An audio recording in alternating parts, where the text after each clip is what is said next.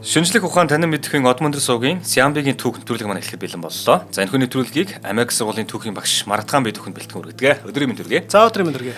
За нэвтрүүлгийн маань ивент тэтгэгчээр хуванцын хаягдлгүй жижиг хороо аяныг хэрэгжүүлж байгаа MCS Coca-Cola компани болон арьс чигшүүлэх нарны тос Skin Aqua хамтран ажиллаж байна. За өнөөдрийн сэдв. За өнөөдрийн сэдв бол Сиамби ухааны табагч нар. За табагч гэдэг нь болохоор Тобо, Вэй, Умард Вэй гэдэг маш олон янзаар нэрлсэн байдаг. За тэгэхээр юуны өмнө бол Монгол нутаг бол үн нэртний түүх соёлтой ард түмэн. Тийм учраас яг Монголын түүхийн үечлэлээр наваад үзэх юм бол эртний улсууд буюу Хүннү, Сиамби, Жужаан, Түрэг, Уйгур, Хятан гэдэл яг ингээд 10 жилийн сурах бичгүүд дээр тийм ингээд яваад идэг. Гэтэл тэр дотроо Сиамби ухааны улсууд бол нэлээд онцгой юм. Яагаад онцгой вэ гэхлээр Сиамби ухааных нь бол энэ бусад төр тусуудыг бодох юм бол маш олон төр тусууд салбарлаж гарсан улс байгаа юм. Учир нь юу гэхлээр Хүннүг үед л Дунху аймгийн холбоо байсан тий. Ухаан, Сиамби гэл ингэ байж исэн.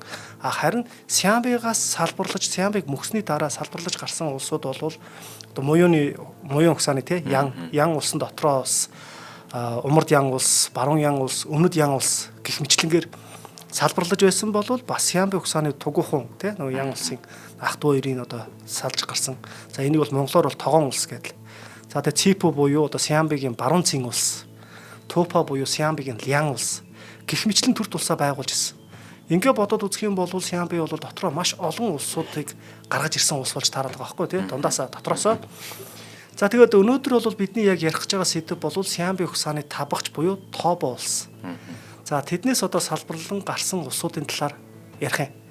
За Сиамби бол маш олон одоо овг аймагуудтай байсан. За Ухаан овг хүчрхэг байсан, тий Сиамби бас нийтэн хүчрхэг байсан гэд ярьдаг. За гэтэл яг энэ үйл явдал дээр яриад үзэх юм бол Сиамби ухааны дотор бас табагч ухааных нь бас нэлийн хүчтэй томоохон бас овг аймаг тий томоохон ухаатнууд байсан байгаа байхгүй юу.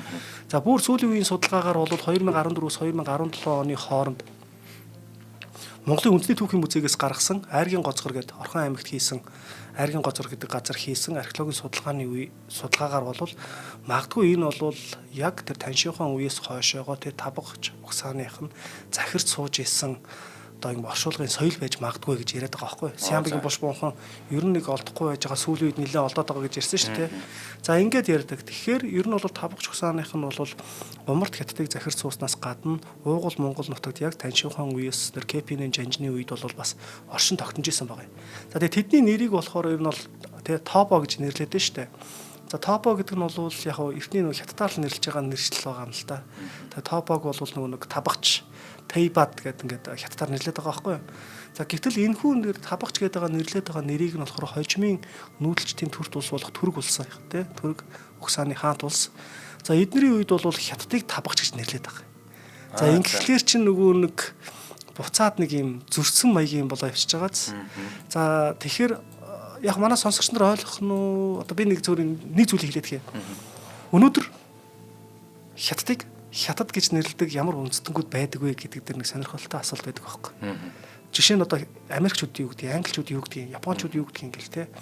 Тэгтэл ихэнх нь нөгөө Азийн улс орнууд Жүнго. Эсвэл одоо англиар бол China гэдэг үстэй те. Тэгтэл хятад гэж нэрлэдэг Орос, Монгол хоёр л гэдэг байхгүй. Китайский, хятад. За энэ нь болохоор эртний нөгөө хятан гүрэн байна штэ. Хятан гүрнийг орсууд нөгөө Кара Китайский гэж нэрлэдэг байсан. Тэрийг нь одоо манай Монголын шинжлэх ухаанд орохдоо Китайский гэдэг бол ер нь хятад гэсэн утга санааг хэлээд байгаа. Ер нь бол дундад иргэн улс гэж нэрлэдэг манайхан тийм Нангиад гэж нэрлэдэг. Яг энтэй адилхан саяны тэр табагч гэдэг үндэстэн ухсаатан бол уг нь Сиамбигийн гаралтай Сиамби ухсаатан байж итэл Түрэг ухсаатангууд бол хятадыг болохоор табагч гэд нэрлээд явчихж байгаа. Ийм зүйл бол явчихж байгааз. Тийм ээ тийм. Тэгээд нөгөө уршаага тэр газар нутаг дээр чинь ингэ дараа нь байгуулагдж байгаа улсуудын жишээ шүү дээ. Тэгээ одоо жишээлбэл Манж гүрэн чинь хятадыг захирч тэнд сууж агаад уусаад ингэ дуусж байгаа шүү дээ. Тэгээ ярин тэрнтэй адилхан. Яг тийм. За тэгээд энэ Сижиан гэдэг одоо хүн бол 338 онд бол энэ табагч ухааны хүн байгаа байхгүй энэ Дай гэдэг усыг үндэслэн байгуулсан байгаа. За тэгэхээр хамгийн анхных нь одоо табагч нарын байгуулсан улс болохоор Дай улс болоо явчихна тий. За тэгээд түүний ван болсон бөгөөд яг энэ нь бол одоогийн Өвөр Монголын 20 гэр хошууны нутагт Шинлээ хотыг нийслэл болгоод тэгээд түүний дараа табагч гуй гэдэг хүн нь болохоор 386 онд ван болж улсаа Вэй гэж нэрлсэн байгаа байхгүй. За тэгэхээр Вэй гэдэг улсын талаар бол нэлээд олон юм сонирхолтой баримтууд байдаг л да. Учир нь юу вэ гэхэлэр Эртний улс буюу одоо манайхан нэг яг 10 жилийн түүхийг би нэг хөөгд ярьлаа гэдгсэн шүү дээ. Сиамбигийн дараа Жужаан гэдэг улс гараад ирдгээ гэл. Гэтэл Жужаан улсын үед бол энэ Вэй гэдэг улс байсан байгаа байхгүй. Гэтэл яг Жужаан улсыг ингээд түүхийг судалж байгаа одоо ингээд 10 жилийн сурагч нар ч юм уу те толгоон жоох эргэх юм гарч ирнэ. Тэр нь юу гэхээр Вэй улсаас товтлсон л гин. Вэй улс бол одоо ингэсэн л гин те. Тэгэнгუთ нөгөө Вэй улс нь яг нөгөө хятадыг төлөөлөд байгаа юм шиг санагдаад явдчихдаг байхгүй. Гэтэл энэ хоёр чинь өөрөө хоёулаа одоо Сиамбигаас гаралтай Сиамби ухсааны улсууд. Гэхдээ хоёр тишээ салаад явцсан мөртлөө хожим нь одоо тэр нөгөө 5 дугаар зууны үед те улс төрийн одоо тавцанд бол хоорондоо өрсөлдөж байгаа энэ үйл явцыг яваад байгаа. За тэгэхээр табагч бол одоо Вэй улсын судар гэсэн үг тийм Вэй гэдэг ингээ явчихж байгаа шүү дээ. За Вэй улсын энэ оршил цадиг гэдэгт бол энэ нэг хятадын шар хаан гэж байгаа. За энэ бол домгийн хаан. За энэ хаан бол ер нь манай эртний төр тусууд хүмүүдэр ч гэсэн гарч ирээд байдаг. Одоо Сиамби дээр одоо табагч дээр гарч иж байна тийм. За тэгэхээр энэ нэг үүслийн талаар яриад байгаа байхгүй. За табагч нарын үүслийн талаар болохоор тэр хятадын домгийн шар хаан гэж байна. Тэр шар хаан нь бол 25 хүүтэй. За тэр 25 хүүгийнх нь хамгийн бага нь буюу одоо энэ Чан И гэж байгаа байхгүй. За тэгээ энэ хүүдээ болохоор энэ умард нутгийг шагнаж өгсөн байгаа. За тэгээ баг хүн бол умар нутагт одоо шагнаж өгөхдөө явуулахдаа бол тэр улсад бол энэ их Сиамби уул байдаг тул Сиамби гэж нэрлсэн гэж байгаа. Табагч нарыг те Сиамби гэж нэрлсэн. Түүний хойц нь бол одоо ингээд явна явсаар байгаад те энэ юу яасан байгаа байхгүй. Илүү их том хүчрэгжээд эхэлсэн. За тэгээд энэ говь хээр талыг захираад мал маллаад нүүдлэж ан гөрөө хийж аж төрдөг байсан гэж байгаа байхгүй. За тэгээд тэднийг тэмдэглэхдээ болохоор эртний хятад сурвалжид болохоор зан суртал нь эгэлж ирийн, ёс журам нь бүдүүлэг хялбар гэж байгаа. Бүдүүлэг хялбар. Бөгөөд үсэг бичиг мэдэхгүй модон цэйлэн тэмдэглэж эртнээс идүүгөө хүртэл харилцан уламжлаж ирсэн гэж бичсэн байгаа байхгүй. Зөв харилцаж ингэж те харилцаа холбоогоор. За тэгэхээр шар хаан нь өөрөө болохоор шорон ёст ван гэж байгаа байхгүй. Шорон ёст ван. За тийм учраас шороог бол тоо гэж байгаа. Тэгээд тэдний үр хойцс гэдэг нь болохоор ба гэдэг нөхцөл задагдаад Тоба гэдэг нэр гарсан гэдэг ийм зүйл яваад байна. За тэгээд энэ удмынх нь бол хожим ингээ явсаар хагаад те төшмөл болсон гэж байгаа байхгүй. За төшмөл болоод удмаас нь төшмөл гарч ирээд тэр төшмөл нь ган гачиг буюу одоо ган гачгийн шулмыг жоогоолоос хөөж явуулсан гэж байгаа байхгүй. За тэгвэл тэр нутагч нэлээд л одоо ган гачиг болоодсан байл. Тэгээд тариа бодоо орохгүй. За тэгвэл нь яг тэр хятад сууж байгаа хаадууд нь болохоор тэнд болвол те гавьяаг нь үнэлээд гээд юу яаж байгаа сайшааж одоо нэг тарианы өвг гэдэг ийм цол олгосон гэж байгаа байхгүй. За энэ мэтлэнгээр одоо ингээд цаашаага энэ табагчийн удам гсаа ингээд яваал байна. За явсаар хагаад саяны шар хаан гэдэг чинь бүр нүг домгийн улсын хаан те. За ингээд 3 төрийг өнгөрөө цэн хан улсын үед гэж байгаа байхгүй. Хан улсын үед энэ табагч нар юу хийж исэн бэ гэхэлэр энэ хуной, сөньёй те, уулын жуун ер нь тэгээ цаашаага хүннүүгээ гарч иж чаа те. За тэгээ хүннүү нар эдрий одоо ингээд дотор бүтцэд нь багтаад тэгээ олон үеийн турш бол энэ Жоо улсыг ер нь бол хятадыг гэсэн үг байхгүй. Өвмэн самуунаар ингээд төвөөж исэн гэж байгаа. За тэгээд ер нь бол хятад улстай болвол ингээд нэг харилцаагүй байсан болохоор судар тэмдэглэлд бол нэлийн тэмдэглэж үлдээгүй гэж байгаа байхгүй. Тэгээд одоо бүр ингээд 67 үе яваад эхлэн гэж байгаа. За манай сонсогч нар ингээд нэг анхааралтай сонсоод байгаа. За энэ бол ер нь яриад байгаа юм маань бол энэ нэг түүхэн сурвалжийн талаар яриад байгаа тий. За 67 үе яваад эхэлсний дараа бол тэнд нэг юм нэлийн цэртэй нэртэй Мао гэдэг хаан гарч иж байгаа байхгүй. За тэр Мао гэдэг одоо ингээд мэрэгэн цэцэн ухаантай баатарлаг ард олонныхоо дунд тий байсан учраас энэ хол ойрынхондоо ингээд өргөмжлөгдсөн гэж байгаа. Тэгээ 36 улсыг захирсан 99 овг аймгийг ингээд нэгтгэсэн юм нэр сүр хүчтэй нэг ийм хаан гарч ирсэн гэж байгаа. За ингээд Тобог өгсөннахнаас тий. За тэгээ Мао хаанаас эхлээд ингээд 13 хааны нэрийг дистарал ингээд бичсэн байгаа байхгүй. За тэгээд дистаралаар бичсэн. За тэгээд энэний заримтай нь бол одоо ингээд Тобо бол холбоотой тий маягаар ингээд бичсэн байгаа. За тэгээд ер нь нөгөө домгийн хаан буюу одоо шар хааны тий домог гэж явж байгаа штэ. Гэтэл тэдний удам ухсаанд одоо ингээд яагаад ингээд Тобо Вэй улс ингээд эртний хятадын хаатаа ингээд холбоотой болох болвоо гэдэг төгс сурвалжинд орох болвоо гэдэг зүйл гарч иж байгаа. Гэтэл Тобо Вэй улс ч нөгөө умард хятадд ард түмнийг захирж исэн учраас нөгөө нэг хятадын одоо нэг түүхт ингээ холбогдох холбоос гэдэг ч юм уу тийм зүйл гарч ирж байгаа байх магадлал өндөртэй байгаа. За тэгээд бас яг Тобогийн Шин Юанди гэдэг Хуанди гэж байгаа байхгүй. Хуанди ч яг хаан байгаа.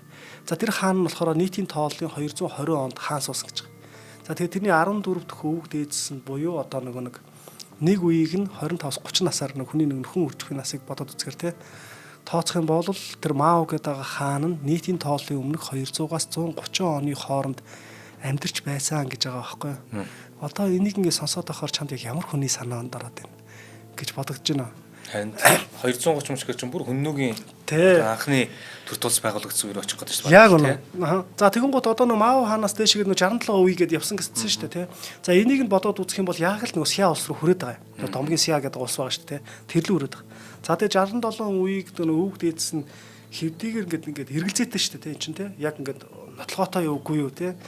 Тэгтэл энэ дээр болвол ер нь бол Сиамби ухсааны тэр Тобоноор болвол ер нь эртний их үүсэлтэй гэдэг нь бол тодорхой байгаа байхгүй юу. Нэгдүгürt ингээд эндээс энийг харж болж байгаа. Хоёрдугаарт Тобогийн овг аймаг бол өвөг дээцийг эртний Домгийн хаадаас ингээд гаралтаа гэдэг нь болохоор мэдээж нөгөө хятадын ард түмнийг захирахын тулд ингээд бий болж байна.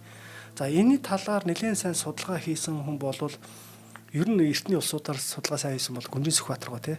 За Гүнжин Сүхбаатар доктор бол за Мао хаанаас тий ингээд жинхэнэ энэ Тобогийн домог гэж эхэлж байгаа бол энэ нэгдүгээрт бол Мао хаан гэдэг бол хүннүүгийн модон хаан байна. Энэ бол эргэлзээгүй байна. Сайн яг чиний хэлсэн бүр хүннүүгийн хамгийн ихний хэсэг дээр ороод ирж штэ гэдэг. Яриад штэ.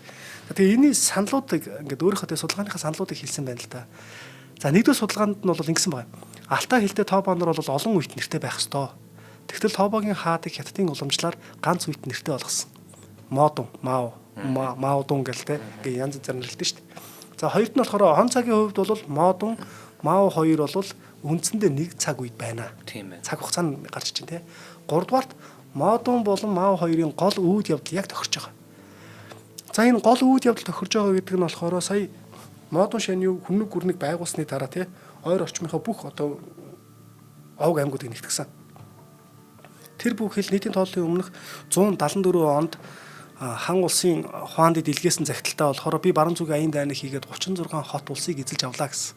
Саяны тэр 36 улс тий 99 овг аймаг гэдэг байгаа. Энэ үйл явдал болвол яалчгүй л ерөөсөө Модон шанийг хилээд байна. Гэхдээ энэ болвол яг Модоныхтай тохирж байгаа болвол Тобоноор хүннүүгийн ноёлогч хэсгийн шууд угсаа мөн гэдгийг давхар нотолж байна гэдгийг хэлж байгаа байхгүй. Тэгэхээр одоо хүннүү Сиамби бол тий зарим нэг одоо овг аймагуд нь хоорондоо холилдсон угсаа гарлын үед бол нэг гэдэг зүйл бол нэг баталгаан нэм юм а гэж.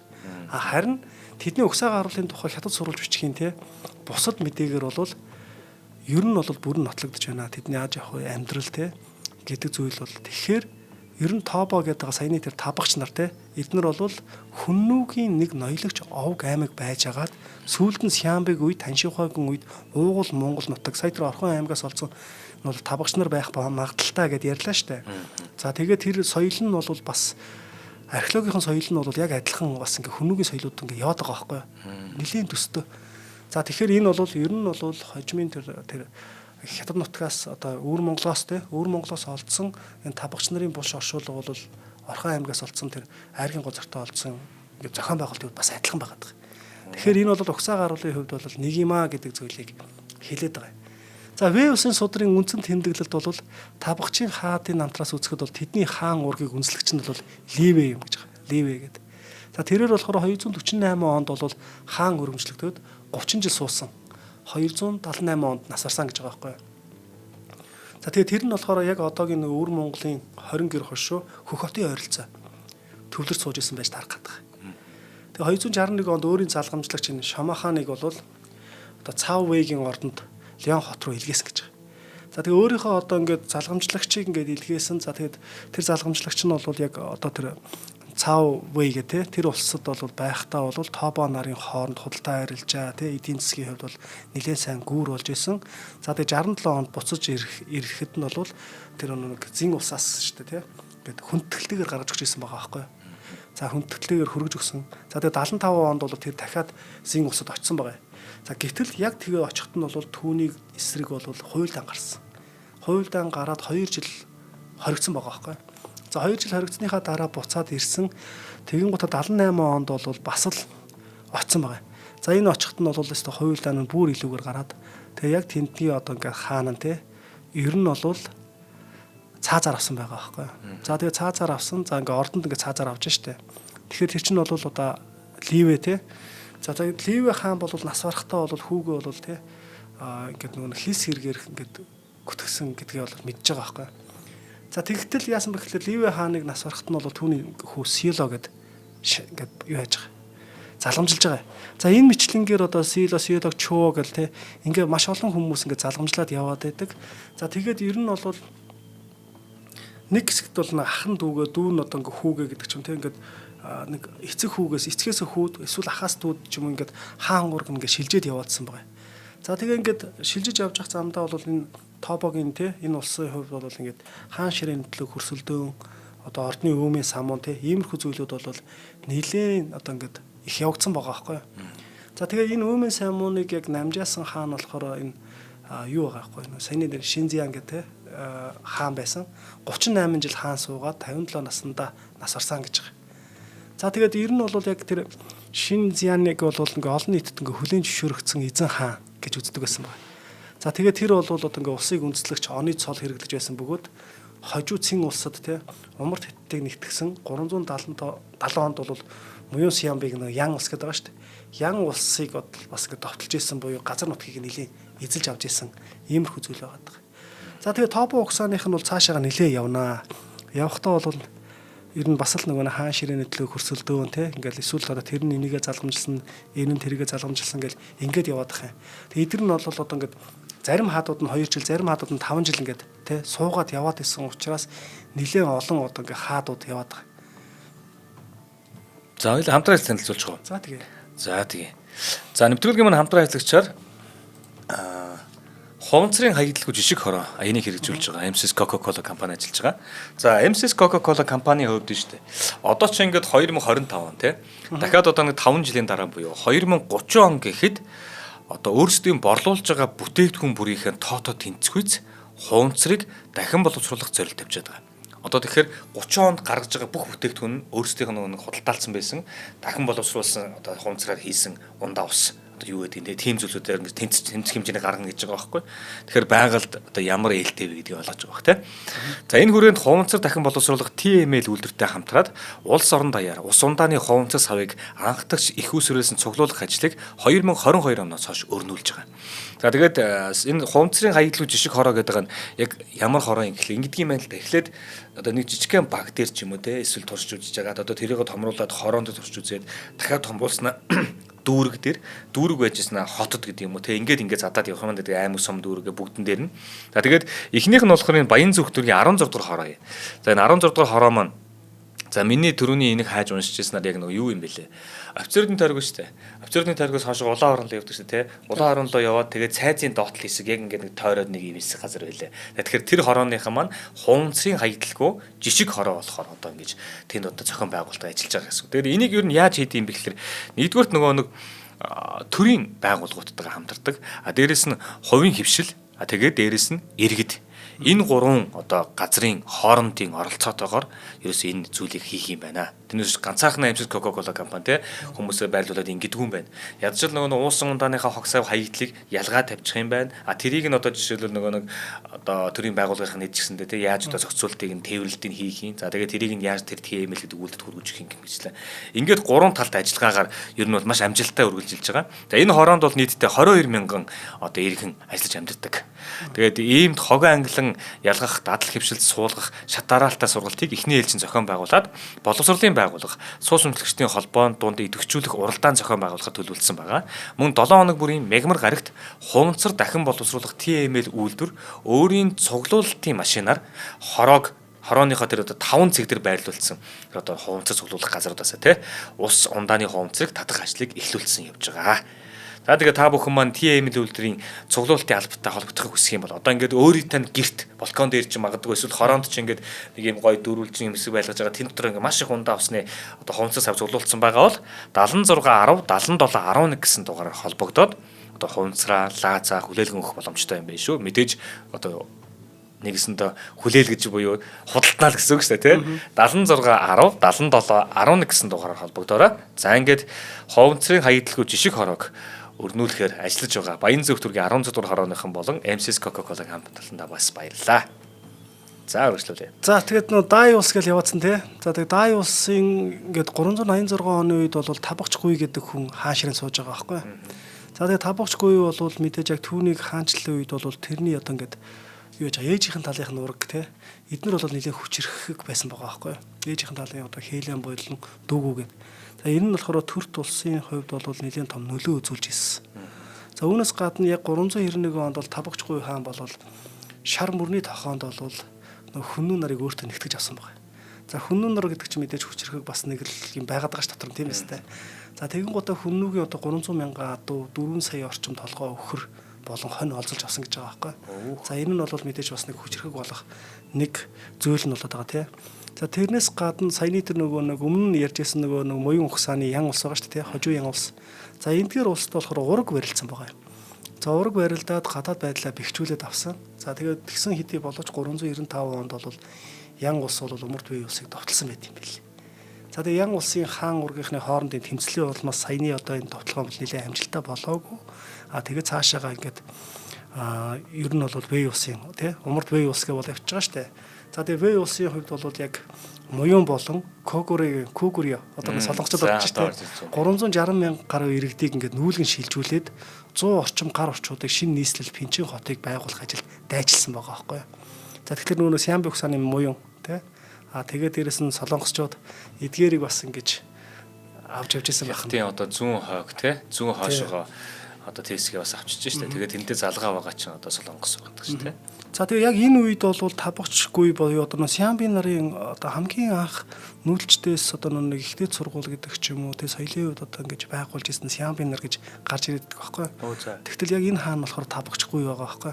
399 онд болохоор Гуй хааны тушаалаар номын сан байгуулж ирсэн хятадын сонгодог бүтээлүүдийг заах багш томилоод юм актем тий олон улсын оюутан суралцах төв болж ирсэн байгаа байхгүй. Тэгээ төр засгийн байгууллагууд ч ажиллах одоо ингээд хүмүүсийг бэлтгэх болсон байгаа. Тэр бүхий л одоо ингээд нэг цаашаага ингээд Табагч буюу топ of way ус те эдгээр чинь одоо ингээд цалингийн систем гэдэг зүйлийг гаргаж ирж байгаа. Зэрэг зүйлүүд гарч ирэх юм. За гэтэл яг энэ цаг үеэс хоошоогоо нэлээд ингээд яваад эхлэв штэ. Энэ үед бол яг ингээд Табагчийн одоо ингээд удам ухсааных нь штэ те хятадчих бодлого нэлээд яваад эхэлсэн. Ийм зүйл болж эхэлж байгаа. Тэр нь ямар учиртай юм бэ гэхлээр ер нь бол төрийн ордон дотор бол одоо ингээ хятад төшмөлийн хувцас өмсөх. Тэгээд эдгээр чинь бүгд Сямби хэлтэй байсан байгаа шүү дээ. Гэтэл Сямби хэлээ одоо ашиглахгүй байх, хятад хэлийг ашиглах гэдэг ч юм уу. За ингээд ер нь бол ингээ хаадын үеэс ингээ ахуулаад ер нь ингээд яг үндсэн Сямби ухсаатай хүмүүс төрийн ордонд тэ өндөр албан тушаалтай байж байгаа шүү дээ. Гэтэл явандаа бол тэр Сямби ухсаатай хүмүүсийг ер нь Сямбигаар хэлээр ярьдаг, Сямби хувцас өмсдөг ийм хүмүүсийг гадуурхах одоо нэг тий ордон дотор ингэж ажиллахгүй байх гэдэг ч юм уу ийм зүйлүүдийг нэлээ их хэрэгжүүлсэн байгаа юм. Тэгэл эргэн тойронд нь угаасаа цэргийнхэн ч гэдэм өөрсдөгчнүүд гэдэм ингээл хятадууд бүчээд авдаг дөө тэгэл ингээл уусгадаг дөө. Тий яг л нөгөө саяны тэр нэг манж яаж ууссан бэ гэдэгтэй адилхан байгаа байхгүй. За тэгээ тэрээр одоо бас яг ингээд юм юу басан байгаа юм. Күнзийн боловсрол олгодог их сургууль байгуулж ирсэн байгаа байхгүй. Тэгээ төрийн албаны хүмүүсийг бэлтгэх болсон. Тэгээ хууль заазыг журмлаад стандарт тогтоож мөрдөх болсон байгаа. За тэгэхээр яг ингээд яг л ийм хуультай байна гэдэг зүйлийг хэлж байгаа байхгүй. За тэгээд одоо нэг хэсэг чинь одоо юу ялаа штэ. Күнзийн ингээд байгуулж ингэж जैन те. Гэтэл яг бас л ингээд засаг нэг улам ингээд хүчрхэг болоод эхлэхэд бол нөгөө Давусын сургаал гэж байдаг штэ хятадын эртний хэд те. Давусын сургаал гэдэг. За энэ Давус ба одоо ингээд бурхны шашны аль алийг нь дэмжих бодлого явуулсан байгаа байхгүй. За гэтэл эдгээр чинь бол хоорондоо нөгөө нөхцөн дайснууд шиг л байх хэрэгтэй шүү дээ. Хооронд дээрээс авцалдахгүй байх ийм тохиолдол гарч ирж байгаа. За тэгээд яг энэ үеэр бол бас л буддын шашин буюу бурхны шашныг нэлээд их хөгжүүлж эхэлсэн. Тэгээ Умард Бие улсын одоо ингээд бурхны шашныг хөгжүүлж исэн юм одоо энэ өвөр Монголын нутгаар тий хадан дунд ингээд бурхан сийлцэн ингээд бурхтууд 2 3 ингээд айгүй том газрууд байдаг байхгүй. Тэр нь бүр нүсэр их том хэмжээтэй. За тэгээд явандаа бол цаг хугацаа өнгөрөөд эхлэнгууд нь хаадууд нь бол бурхны шашин гэхээсээ илүүтэйгээр нэг күнзийн сургаалыг тэг илүү шүтэх болсноор буцаагаад зарим хаадууд нь бол тэр бурхны шашны одоо дурсгалуудаа устгах одоо үгүй хийх тий. За тэрийг хамгаалсан одоо ингээд буддын шашны ламдар байх хэрэгтэй шүү дээ. Ламдар төшмөл одоо юу юм ламдар байгаа шүү дээ төр зөвлөдөг байсан. За эдгээр хүмүүсийг хилмигдүүлэх Иймэрхүү үйл явдлууд бас нэлээд явж исэн байгаа. За тэгээ яг энэ үед нь болохоор энэ юу яаж байгаа байхгүй. Тобо Вэй улсад бол энэ Сио Вэн гэдэг хаан гарч иж байгаа байхгүй. Энэ бас яг нэг хятадлах бодлого явуулсан гэдэг. За гэтэл яг энэ хааны үед бол түүний одоо нэг хатан нь болохоор Ван Мэн гэж хүн байсан байгаа. За Ван Мэн бол яг угсаа гарлын хувьд бол Муюн Сиамбигийн нэг Умард ян улсын сүүлчийн хааны ач охин. За тэгээ ээж нь бол Солонгос угсааны хүн. Манайхаа ч бас Солонгостой өргөн эртний харилцаатай байгаа дагааз. За тэгээ түүний амьдрал болохоор ер нь Сиамби, Хятад, Солонгос гэх мэтлэнгээр юм олон улсын соёлын нөлөө байгаад байдаг туссан. Тэдгээр соёлоодыг нэлээд сайн мэддэг. Тийм болохоор нэг Умард Бэй улсын одоо ингээд соёлын уулзуур буюу одоо юу хэмдэ. Ер нь бол Умард Бэй улсыг бол маш олон соёлын юм голомт дэрж байгаа байхгүй. Одоо буддын шашин, күнзийн сургаал сая яриад шүү дээ нэг даасан тий. За гэх мэтлэнгээр эдгээрүүд ингээд нэг доор эсвэл зарим нь ингээд яваад байна гэдэг бол бас л нэг юм санал байгаа. Соёлын маягийн дээр шүү дээ тий. Гэхдээ хамгийн харамсалтай нь яг эдгээрээс ахуулаад яг энэ хүний үед л гэсэн үг байхгүй юу та тий. Нөгөө Сиамби хэлээр ярихыг ч ингээ хориглоод гэдэг ч юм уу. Эсвэл яг тэр хятадын зарим нэгэн бодлогоодыг буюу одоо нэг урт болон одоо эзлэхүүний хэмжээг яг хан улсын уламжлалт нөгөө хэмжүүрийг ингээ авч хэрэглэх гэдэг ч юм уу тий. Тэгээд зарим одоо яг 96 онд бол табгчийн язгууртнаар Тобо язгууртнууд гэж байгаа шүү дээ. Сиамби язгууртнууд гэсэн үг шүү дээ, тий. Эдгээр хүмүүсийг бол хятад маягийн овог нэр авахыг хүчээр тулгсан байгаа байхгүй. Өө за. Сайн нэг Гүнжин Сүхбаатар байлаа шүү дээ. Тобо буюу табгч одоо ингээд нэрүүд нүүдэлчдийн нэрүүд бол тий одоо ингээд үес бүтгээгээд тэртэй адилхан одоо эртний хятадын одоо нэг үедээ одоо ингээд овог аймаг болгох гэдэг ч юм уу. Ийм болсон байгаа. За тэгээ одоо хоёулаа юу яагаад нэг зөөр жишээ аваад хэлэхэд сая яг Тобо овгийг болохоор юан гэдэг овг болгочихж байгаа тий. Хэгүү гэдэг овгийг болохоор хуу. Тий. За тэгээ баба гэдэг овг байгаа байхгүй. Тэрнийг болохоор чан гэх мэтлэнгээр даси гэдэг овгийг зөв си. Илов гэдэг овгийг и. Ингээд нэг үе ингээд болгоод хүчээр ингээд явчих байхгүй. Цидүн гэдэг овгийг цив гээл тий. Гэх мэтлэнгээр нэг иймэрхүү юм болоод явчих. За тэгэн гутаа одоо яг яасан бэ гэхлээр улс төрийн хувьд бол нөгөө Пинчэн хотод байсан одоо уламжлалт нийслэл байсан байгаа байхгүй. Тобо Вэй улсын. Тэгтэл одоо яг ингээ хятадын одоо нэг Лян буюу одоо нэг улс төрийн хувьд бол ингээ хятадчих бодлого бол улам эрчимтэй болж эхэлсэн байгаа. За тэгээ хятад хэл одоо сайн мэдэхгүй тийч чинь нөгөө Тобо хүмүүс зөндөө байгаа шүү дээ, тий. За яг ийм байсан учраас нөгөө Сио Вэнди гэдэг хааны үед бол хятадын сонгодог одоо юм зарим зохиолуудыг Сиамби хэлээр орчуулж гаргасан байгаа байхгүй. Тэгжиж одоо ингээ яаж тэгэхээр энэ өөрөө юу гэсэн үг вэ гэхээр Сиамби хэлний талаарх юм хятад сурвалжийн мэдээсэлт хэдийгээр ховор боловч Сиамби нар бас тусдаа өөрийн гэсэн одоо хэлтэй бичиг үсгтэй байсан юм байна. Сиамби хэлээр орчуулж гаргаж ингэж байгаа юм тийм. Тэгэхээр чинь эн чинь бас нэг бичиг үсгтэй байсан юм байна гэдэг томоохон бас нэг юм баримт болоод үлдчихэж байгаа байхгүй. Одоо энэ дундаас л ийм юмуудыг бид нэр харж байгаа юм шүү дээ тий. Тэрнээс бидэнд чи үлдээд бичээд үлдсэн тийм юм байхгүй учраас. За тэгээд ерөнхийдөө бол яг Тобо Вэй улсын үед сая 495-аас одоо нэг 500 оны ихэр нэг иймэрхүү зүйл боллоо шүү дээ. Тэгтэл 520 онд бол ийм цэргийн томоохон бослого болсон байна. За энэ бослогыг болохоор 6 хуваарангийн бослого гэж нэрлэдэг.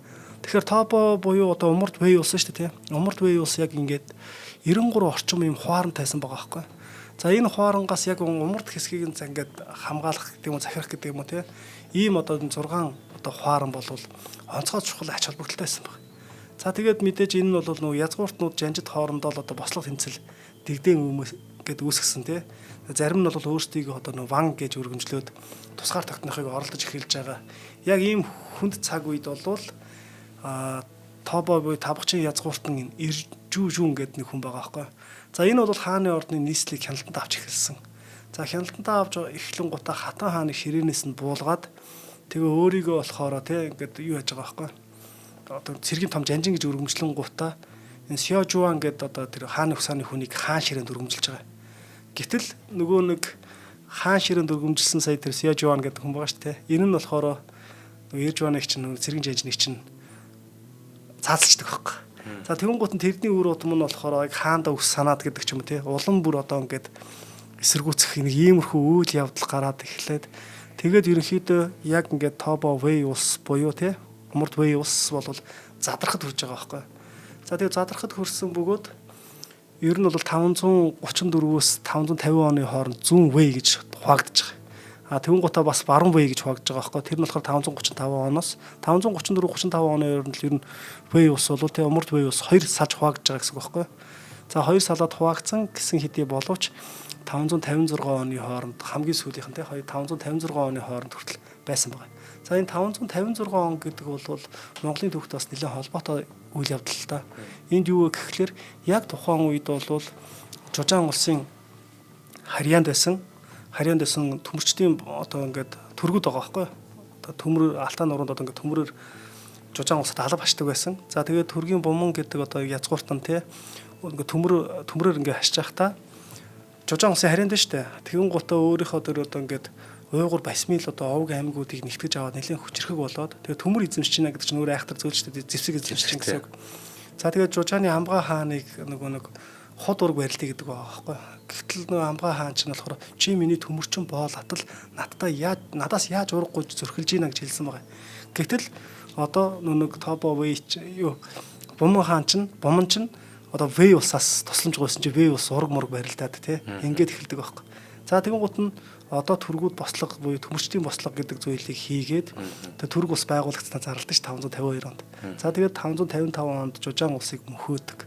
За яг энэ үетэй холбоотойгоор Вэй ус ч гэсэн те хоорондоо задраад тэгээд яг 550 оны хооронд 55 он гэхэд бол ер нь Вэй ус ч гэсэн ерөнхийдөө бас мөхтийшээ хандсан байгаа байхгүй. Гэхдээ Вэй ус бол бас л шууд ингээ мөхчээгөө. За жишээ нь одоо ингээд 550 онд гэж байгаа байхгүй. Зүүн Вэй улсын хаан ширээг Гао Хуаны 2-р хүү Ян гэдэг хүн те хүчээр булан аваад шин дайнастыг үүсгэн байгуулсан гэж байгаа. Шин дайнаст буюу одоо нэг хятадаар бол одоо ингээд эзэнт гүрэн гэсэн үг шүү дээ те. Умар Ци улс гэж байгуулсан гэж байгаа байхгүй.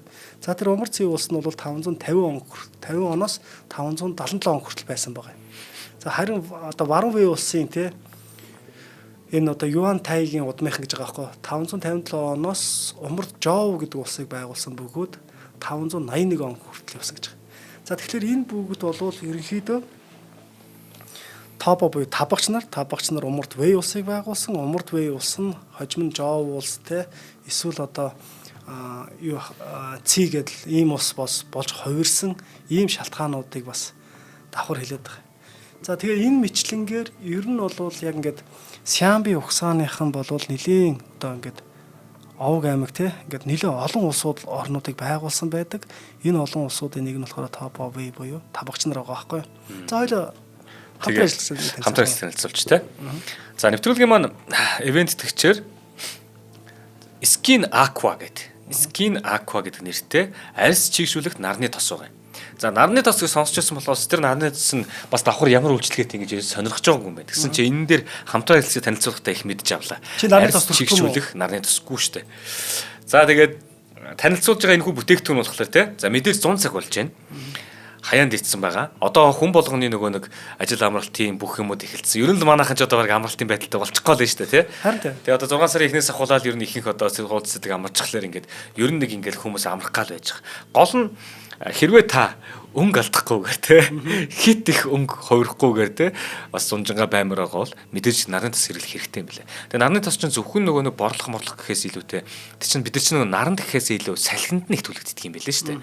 Тэгээ холцрууд нь те тэгэл одоо ийм ямар нэгэн юм тогтчих юм бол тэр нь арилахгүй болно гэх юм чил. Өвөл хүртэл нарны тосыг хүртдэг гинэ уулна. За тэгээд таны одоо нарны тос хэрэгэлдэг бол танд шинэ бүтээгдэхүүн танилцуулж байна. Магадгүй таны нөгөө гэртээ ашигладаг нарны тосыг чинь солих бүтээгдэхүүн байж магадгүй. Давуу талууд хэлээд үгүй. Өндөр нарны хамгаалттай. Нарны одоо хамгаалт нь өндөр, түрхэхэд хөнгөн арьсыг чигшүүлдэг. За, үнэхээр гайхалтай нарны тосын тухай та бүхэндээ танилцуулах гэж байна. Түрхэх бүрт арьсыг гүн чигшүүлж, хойр ашилтаас хамгаалдаг. Тань чигшүүлнэ гэсэн чинь гадна талын гэхгүй нэ шүү дээ. Гүн чигшүүлж хойр ашилтаа хамгаална гэж байна. За, тэгээд яагаад гэх юм бол 3 төрлийн гиалуроны хүчил агуулсан байдаг. Тийм болохоор нүрээ тониктод гэнэ. Тоник гэдэг түрхдэг юм байдаг тий. Тэгэн гутлаа араас нь түрхээд тэгээ дээрээс шууд будгаа хийчихэд бас маш тохиромжтой байдаг гинэ. Тэгэхээр одоо нөгөө будаг шингэсэн сайн байдаг юм билүү дээ тий. Манай охид бүсгүүчүүд илүү сайн мэддэг баг. Бүсгүүчүүд бол ингэж ашиглана. За бид нар болоод тэгэл тэгж чагаалт занлаад тавьчихна гэсэн үг шүү дээ тий. За тэгээд SPF 50 нэмэх гэдэг. Тэгээд PA тэгээд 4 нэмэх гэдэг. Энэ бол нарны хамгаалтын хамгийн өндөр түвшин гинэ. За тэгээд UVA, UVB туяанаас нарны таны арьсыг бүтэн хамгаална. За тэгээд хамгийн гоё нь энэ нь органик бүтцтэй нарны тус. Арьсны давхаргад шингээд UV туяаг дулаан болгон хувиргаад саарамжуулдаг болохоор цагаан эсвэл саарал туяа огт үлдээдэггүй. За цайруулахаар ингээд нарны тосгоо цайраад байдаг шүү дээ, тийм юм үлдгүүл юм байна. За түргсэн ч гэсэндээ нарны тос хэрэгэлсэн гэдэг нь харагддаггүй. Яг л чийгшүүлэгч тос шиг зөөлөн мэдрэмж өгдөгөө. За тэгээд бас дээрэс нөгөө тоос шүү дээ, PM 2.5-г бид нар нөгөө маск хэрэглэж явах юм хэлсэн шүү дээ. Тоос PM 2.5 бохирдол харшил үүсгэж бодисоос ч арьсыг хамгаалдаг. За энэ нь бол бүр давуу талт болчихо. Тэгэхээр одоо бас бага насны хүүхдсэн төрөж болох юм байлгүй тийм ээ. За тэгээ бас усны хамгаалалттай гэж байна. За тэгээ усны хамгаалалттай. Тий. Одоо түрхчээд нөгөө нэг шууд усанд ороход яах ч гэх. Тэгэхээр бид нар ч нөгөө нэг түрхчээд нэг заавал араас нүг гараа угааж зайлах юм байна тийм ээ. Тэгэхэд бас арилахгүй юм байна. Зориултаар арилах юм шиг байна тийм. За тэгээ Mons Эмийн сан болон GGI Beauty дэлгүүрүүдээр худалдаалж байгаа. За тэгээ та бүхэн маань илүү дэлгэнгүй мэдээллийг нь Facebook-ийн Hadalabo Mongolia гэсэн энэ пэйжээс авах боломжтой юм байна. Skin Aqua гэдэг хайх юм бол арьс чигшүүлэх нарны тос гэх байгаа юм байна шүү. Дэмжиж ажиллаж байгаад баярлалаа. За баярлалаа. За Сямби ухсааны табагч нар тий. За тэгэхээр ерөнхийдөө бол миний гол ойлгуулах гэсэн гол санаа маань юу гэхээр яг тэр Жужаан улсын түүхийг судалж байхад нэг Умард Вэй улс гэж гараад ирдэг. Тэгээд тэр улсын тухай ингээ явангууд нэг хятадууд л нэг бужигнуулаад манай өвөг дэцэг бужигнуулаад байгаа юм болов гэж бодож төсөөрөх явдал айгүйх байгаад байт юм аа. Гэтэл энэ хоёр бол яг л нэг Сямби ухсааны улсууд ингээ цаашдаа ингээ гараад яваад байгаа гэдэг зүйлийг хэлмээр байгаа юм. Тэгээд ерөнхийдөө бол яг энэ хууль цаазын тухай бас байна л да. Сямбигийн Сямби ухсааны улсуудын гэсэн үг байхгүй юу? За тэгэхээр энэ хууль цаазан дээр бол энэ хожуу хаан улсын сударт тэмдэглэж үлдээсэн байна л да. Ухаан Сямбигийн шаштралд нь болохоор таншууга хууль цааз хэрэглэн зөв бурууг шийтгэж байсан бөгөөд зөрхлөн зөрчигчд үгүй гэж байгаа байхгүй. За тэгээ энийг болохоор гадны зарим судлаачид болохоор чанга хатуу хууль цаазтай зөрхлөн зөрчигчд байхгүй гэдэг зүйлийг хэлдэг байсан байгаа. Тэгээ Сямбигийн албат иргэд нь бол зөрхлөн зөрчих хүн байхгүй гэдгийг үзэхэд бол энэ бол төрийн зүгээс тогтоосон хууль мөн гэж үзэж болж байгаа байхгүй. Түүнчлэн ухааны хуулийн тухай дараах ингээд нэг мэдээ суулж түүхэн тэмдэглэгдэн үлдсэн байдаг. Тэдний хууль ёсоор бол ахлагчийн үгийг зөрчүүл цаазаараа очно. За шууд цаазаараа очно. Тэгэхээр энэ ахлагч гэдэг бол баг төр гэсэн үг байгаас тийм. Бүр ингээд маш том үг. За хулгай хийж нэгнийг алсан бол овг аймаг буулаа буюу бүлэг тийм. Бүлэг дотроо зохицуулна гэж байгаа. Зохицуулна. Болохгүй бол бас ахлагчд дуламжлаж мэдүүлнэ гэж байгаа. Ялыг сонсоод гэж байгаа байхгүй. За одоо ингээ ял сонсож байгаа шүү дээ. Ялыг сонсоод нөхөн төлбөр төлж болно. За тэр нөхөн төлбөр нь болохоор өхөр адуу хонь золионд өгөх. Хэр хэмжээнээс золионд өгнө тэрнээс одоо нэг өхөх ялаас хилтэрч болно гэсэн үг байгаа байхгүй. Хитрүүлдэг гэсэн. За бүлгийн гишүүдийг албаас гэж байгаа. Бүлэг хоорондоо гэсэн үг шүү дээ. Бүлгийн гишүүдийг албаас эсвэл хулгай хийвээс өөрсдөө үш авахыг зөвшөөрдөг гэсэн. За ахлагч нь зөвшөөрч гэсэн үг шүү дээ. За чи одоо өшөөнцгөө яаж авмаар наач одоо чиний одоо ийм нэг юм болчлаа шүү дээ гэдэг ч юм уу. За би нэг жишээ авах гэсэн яг жоохон сонирч авчих гэдэг. Тийм байна тий. Тэгэхээр өөртөө авч болно гэсэн үг байгаа байхгүй. Нэг бодлын шодрог юм шиг байгаа сте тий. Одоо зарим нэг хуулийн дээр чинь тийм биз дээ. Ингээд хохирол үлддэг сте тий. Тэгтэл за дайсагнал намдахгүй аваас ахлагчтай хэлэх ба тэрээр буруутан өхөр хонь золионд өгвөл цаазлан алах ядлаас хэтрүүлдэг. Амиа хорлсон аав ах байваас ялгүй гэж байгаа. За тэгээд оргож зүгтаагаад ахлагчдад баригдваас хот айл нь хүлээж авчлахгүй. За хот айл нэг бүлэг иргэдэж шүү дээ тий. Тэг чинь ингээд нэг бүлэг болоод байгаа шүү дээ. Гэтэл оргосон тохиолдолд бол хүлээж авахгүй. Яах вэ гэхлээр элсэн цүлд аваачаад ганцаараа гин орхидог гэж байгаа. Тэгэл одоо тэндээс амьд гарна уу? Ер нь бол өхлийн ял гэсэн үг шүү дээ тий. За тэгээд сурвалжийн мэдээнээс үзэх юм бол ухаан цаазаар авах тий өхөр адуу хонь ингээд зэрэг малаар торгох цөлөх гэсэн шийтгэлийн төрөл байсан байгаа байсан. За тэгээ оргон зүгтаагчдыг хот айл нь хүлээн авахгүй гэдэг нь болохоор мэдээж одоо ингээд ахлагчийн л одоо тий ахлагчийн одоо ингээд захиа зарилгыг зөрчсөн бол одоо цаазаар аавна тэрнээс гадна оргосон бол бараг л өхлийн ял аавна гэсэн утга санааг илэрхийлээд байгаа байхгүй. Тий. Нөгөө хүннүгийн нөгөө хив хуулийн дээр ч бас байдаг шүү дээ тий. Хулгай хийсэн байх юм бол орныхын төлбөрийг төлүүлдэг.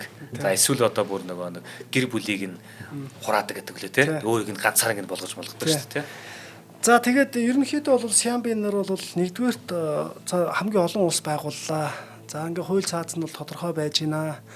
Гуравдугаарт бол одоо юу яана? Соёл иргэншил те мэдээж тэр буддын шашныг дэлгэрүүлж исэн, бусад шашин ингээд ихтэй сургууль байгуулж исэн гэл те. Дээрэс нь уран зохиолын бүтээл бас хадгалагдаж үлдсэн байт юм байлээ л те. За тэгэхээр энэ нүүдэлчдийн дуугаас төлөвлөд нэг ахын дуу гэж хоёлаа нэг ярьжсэн те. За тэрнээс гадна бас энэ юу байгаа юм? Энэ цавдар морь гэдэг одоо нэг юм шүлгийн хэсэг байгаа байхгүй. За тэрэн дээр болохоор хээрийн төмөр атар газрыг шатаана, хээрийн галуу хөх тэнгэрт дүүлнэ. Нялх хүүд бэлэвсэн ихнэр авахд догшин ихнэр инээ дээрээ илгэлнэ гэж байгаа байхгүй. Энэ гэхдээ сүүлийн хоёр өгүүлбэр надад айгүй санагдсан. Тэр нь юу гэхээр нялх хүүгүүд бэлэвсэн ихнэр авахд гэдэг нь болохоор одоо ах дүүнэр нь одоо ингээд танд яваад тий өргөж өнгөрч ийн ол гэсэн утга санагдаж байна. Гэр бүлийг нь авдаг ёс шүү дээ тий. За гэтэл одоо бас нэг хамгийн чухал зүйл нэг байна. Тэр нь юу вэ гэхээр Мулааны шүлэг.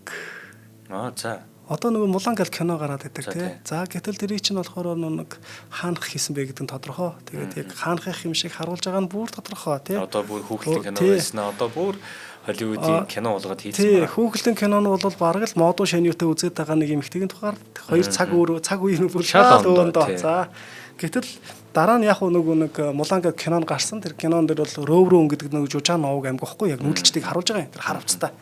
Тэгэл нэг ордон руу чинь давхиж орж ирэл тэг харж марж байгаа нэг яг багаастай тий. Бүр харавсан сумыг ингэж барьж авч мавдаг. За тэр бол болж гэтэл Мулан хэмбэ гэдэг зүйл байгаа байхгүй. За гэтэл Мулааны шүлэг гэж алдарсан энэ шүлгийг болохоор энэ умард хятадын Сиамбиг нүүдэлчд ноёрхож байх үед буюу өмнөд умардын төрийн үед зохиогдсон гэж үздэг. Мулан хэмээх нэр нь хятад нэр биш бөгөөд Сиамби гаралтай эмэгтэй байжээ. Сиамби нарын байгуулсан умард Вэй улс нь олон жил удаадараа жужаантай байлдаж байх үед зохиогдсон энэ шүлэг нь хүүрнсэн хэлбэртэй бөгөөд үг, хэл, аялгау, яруу тул хятадын дунд сургуулийн сурах бичигт оруулсан байдаг гэж байгаа байхгүй. За сонсоё. Мулааны шүлгийг өгөө. Тий. Бүр юу гэж байна? За. Утас эрх машин сүрчгэнэж байна. Ухаанд Мулан утас эрж байна. Машины сүрчгэнэх дуу сонсогдохгүй нэ Мулан хүүхэн санаа алдаж сунаа. Юу санаа юу болоо гэж асуухад юу санаж юугаа бодох гинэ.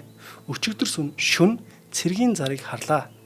Эзэн хаан цэрэг татаж байна гин. Эр цэргийн эхмэл 12 буй. Эхмэл болгонд аавын нэр бий гэж.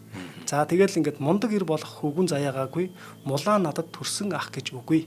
Эцгийнхээ төлөө эр цэргийн албанд явна гинэ гэж байгаа байхгүй. За ингээд одоо нөгөө яг ингээд кинонд гардаг шиг л одоо ингээд кинонд юу дайнд явчихж байгаа шүү дээ. За дайнд яваад 10 жил болоод халагдах боллоо гэж байгаа байхгүй. За тэгээ 10 жил болоод халагдах болоод тэгээ дайнд гавья байгуулсан эзэн хаан тий чи яг юу хүсэж байна гэсэн чинь надад одоо эзэн хаанаас хүсэх юм алгаа зөвхөн нөгөө хурдан явдаг тэмээгээ өгөөч нутагтаа очиж аав ээж дээрээ очихсан юм а гэсэн ийм утга санаатай байгаа байхгүй. За тэгээ гэртээ очиод хувц хунараас солиод тий ингээ хувц хунараас солиод ус гизгээ янзлаад ингээ гараад ирсэн чинь нөгөө цэрэг ирсэн танихаа байсан гэж байгаа байхгүй. Тэгэхээр 10 жил одоо ингээд 10 жил орчим тий 12 жил ерөөс огт эмэгтэй гэдгийг мэддэггүй тэр дайнд явсан тухай энэ нэг эмэгтэй баатрын тухай гарч ирж байгаа шүлэг байгаа байхгүй. Тэгэхээр умард Вэй гэдэг улс бол ер нь яалчгүй нөгөө Сиамби ухсааны улс юм шүү гэдгийг л маш сайн ойлгоод авчих хэрэгтэй. Тэгээд одоо тэр хятадын одоо одоогийн хятадын газар нутаг төр байгаа тэр нөгөө нэг араас ээлж ээлжээр гарч иж байгаа төрт улсууд шүү дээ тий. Хятад хамгийн одоо юу гэх юм давуу тал нь гэх юм уу. Тэр улс болгоныг өөрсдийн гэж хүлээж авч чадаад байна тий. Тий. Яг өөрсдийн юм шиг өөрсдийн түүх юм шиг оруулаад биччихдэг. Өөрсдийн түүх юм шиг оруулж авч яваад байна арай. Тий. За тэгээд нөгөө нэг манай нүүдэлчин овог аймагуд болон суурьшмал ирмэгчлэлтэй тэр газрын хооронд дайн инэ дээрээ болоод тэгээ хүчрхэгдсэн болгоно нь ер нь л урагшаа газар авах гэдэг байгаа шүү дээ тий. Тэгээд тэнд очиод байлдаал тэндээ дахиж улс байгуулаад ингээл тэр болгоныхыг өөрсдийн юм шиг авч яваад гол нь бичиж авч үлдээд их юм да. Давуу тал. Яг нөгөө нэг эртний хятадын одоо нэг соёл байна л да. Угаасаа гэт бүр ингэ тогтмол юм байгаа байхгүй. Ямар ч төрт улс мөхөө дараа нь улс залгамжилж гарч ирсэн өмнөх улсынхаа түүхийг заавал бичиж үлдээж байгаа байхгүй. Жишээ нь Юан гүрэн тий. Юан гүрэн мөхөд чинь Мин улс гарч иж байгаа шүү дээ. Тэгээ Мин улс гарч ирэнгүүт Юан улсын түүхийг бичиж байгаа шүү дээ. За тэгээд тэр Юан гүрний чинь өөрөөсөө яг эртний хятадын тий манай одоо ингэ улс гээл манай нутагт оршин тогтносон улс гээл ингээл яваад үсэж байгаа. Хятадын одоо Юан гүрний хаадуудыг чинь тэгэл Тайзун хаан одоо ингээл тийм байлээ шүү дээ. хаадууд гэл ингээд нэрлээд л явчихж байгаа байхгүй. Мэрийг ч гэсэндээ те өөрсдийнхөө дуудлагын аялгын болгоод бичсэн мэт юм л шүү дээ. Тэгээ энэ мэтлэнгээр сая метр Сиамби дээр ч гэсэн те одоо ингээд Умард Вэй улсын Мулан гэл эмэгтэйг хүртэл яг өөрсдийнхөө одоо чинь тэр кино хийхэд ямар санаа гарсан бэ гэдэг зүйл байгаа байхгүй. Жишээ нь тэр хятадын бүх түүхөө үзээд нэг эмэгтэй баатрын тухай юм хийх гэсэн чинь байхгүй л байгаа байхгүй. Тийм баст. Тэгтэл тэнд нэг Мулан гээд нэг Сиамби гаралтай эмэгтэй буужгнуулж исэн тухай тий. Тэгээд энэ шүлэг байгаа учраас энэнгүүр сэдвлээд кино хийцэн байх магадлал өндөр байгаа зү. За болсон уу? За боллоо. За ингээд одоо 24 оны 4 сар. За 24 оны 4 сараас ахуулаад тэрний өмнө бол бид бас нэг төсөл эхлүүлээд тий. Тэр төсөл дээр бол бас хүннүүгийнхэн түүхийг эхлүүлсэн явж байсан.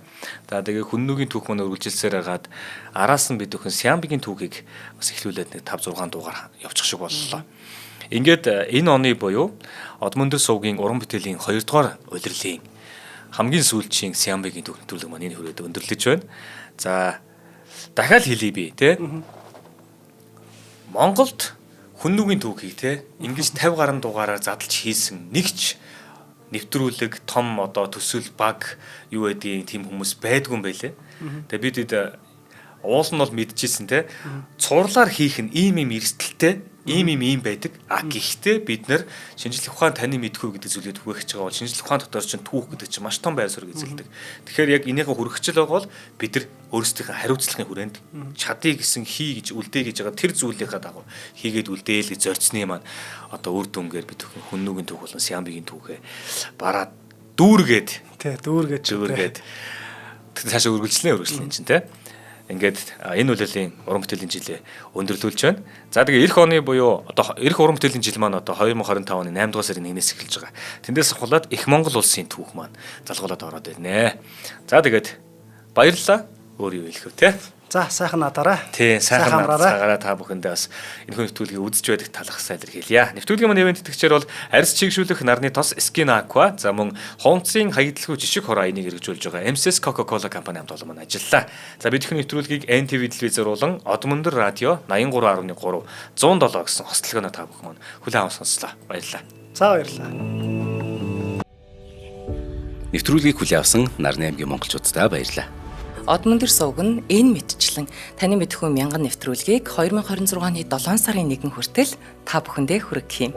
Их хэлээрээ шинжлэх ухаан танин мэдхүүг түгээх нь үлсэд нэгтгэх хүсвэл та бидэнд хандив өгөх боломжтой. Та нэг нэвтрүүлгийг 100 төгрөгөөр буюу мянган нэвтрүүлгийг 100 мянган төгрөгөөр үнэлээд биднийг дэмжээрэй. Жилдээ ганцхан удаа 100 мянган төгрөгөөр биднийг дэмжснээр шинжлэх ухаан танин мэдхүйг түгээх энэ үйл хэрэг амжилттай үргэлжлэх юм. Одмондөр нэр дээрх Худалдаажлын банкны данс байгаа 4191 Тэг 4518. Та 100 мянган төгрөгөөр шилжүүлэхдээ гүйлгээний утга дээр нь өөрийн нэр болон утасны дугаараа заавал бичээрэй. 100 мянган төгрөг хандалснаар Одмондөр сувгийн алтан гишүүн болох юм а. Шинжлэх ухаан танин мэдхгүй Монголд ялах болтугай.